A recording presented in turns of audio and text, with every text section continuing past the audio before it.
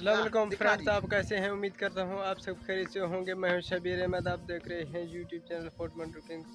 Friends, आज हम आपको डीजी खान का जो है ना स्टेडियम वो आज देखेंगे। पूरा वीडियो को देखें, स्टेडियम को देखें, अच्छी तरह से इंजॉय करें और अब दिखाते हैं।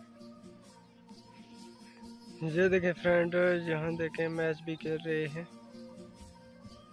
यहाँ ये देखें, ये मेरा कज़न सदाम है, ये जो वीडियो बना रहा है। ये देखें कितना खूबसूरत है। मस्जिद भी इसको अच्छी तरह से बना रहे हैं।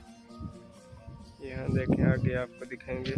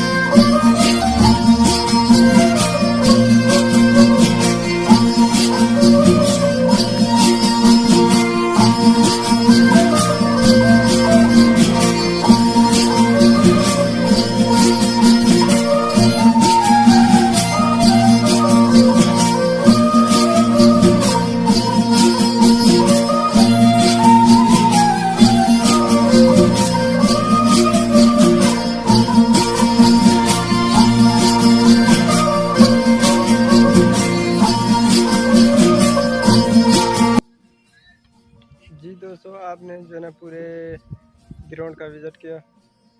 आप जो है ना आप हमारे चैनल को सब्सक्राइब कर दें। मिलते हैं नेक्स्ट वीडियो में, तब तक के लिए अल्लाह हाफिज़।